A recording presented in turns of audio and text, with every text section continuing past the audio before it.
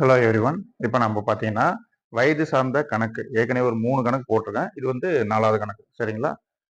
இப்போ P மற்றும் Qவின் தற்போதைய வயதுகளின் விகிதம் 2:3 அப்படின்னு குடுத்துருக்கோம். P யோட வயது விகிதம் என்னது? 2, Qவோட வயது என்னது? 3. அந்த ரேஷியோல இருக்குது.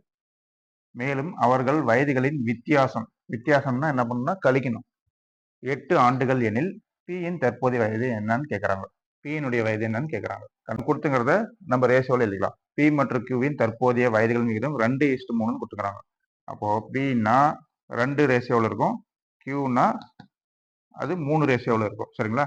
2 ரேஷியோ 3 ரேஷியோன்னா இங்க ஒரு 2x வச்சுக்கலாம். P = 2x வச்சுக்கலாம். Q = நம்ம என்ன எடுத்துக்கலாம்? 3x அப்படின்னு எடுத்துக்கலாம். சரிங்களா?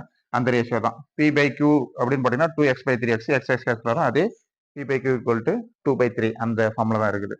சரி. அடுத்த லைனுக்கு வாங்க. அவர்கள் வயதுகளின் வித்தியாசம் 8 ஆண்டுகள்னு சொல்லிட்டாங்க. இந்த ரெண்டுத்துக்கும் வித்தியாசம் வந்து 8 ஆண்டுகள். அப்போ வித்தியாசம்னா கழிக்கணும். சரிங்களா? எதுல இருந்து எதை கழிக்கலாம்? 2xல இருந்து 3x கழிக்க முடியாது. ஏன்னா மைனஸ் வந்துரும்.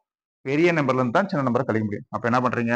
3xல இருந்து 2x கழிக்கிறீங்க. சரியா? பெரிய வயசுல இருந்து சின்ன வயசை கழிக்கிறீங்க.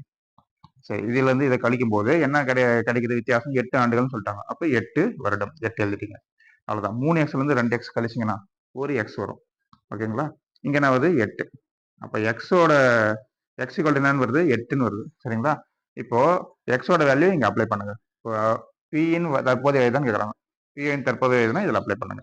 சரிங்களா? therefore p = 2 எக்ஸுக்கு பதிலாக என்ன அப்ளை பண்றீங்க? 8. சரிங்களா? 2 8 16. சரிங்களா? பியோட வயது என்னது? 16. என்ன ஆன்சர்? ஏ. சரிங்களா? சப்போஸ் கியூவின் வயதுன்னு கேட்டாங்கன்னா இதில் அப்ளை பண்ணுங்க. 3 × எக்ஸுக்கு பதிலாக என்ன அப்ளை பண்றீங்க? 8. 3 8 24. ஓகேங்களா?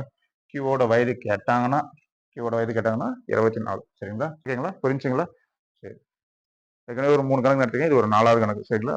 இன்னொரு கணக்கு நடத்தலாம்.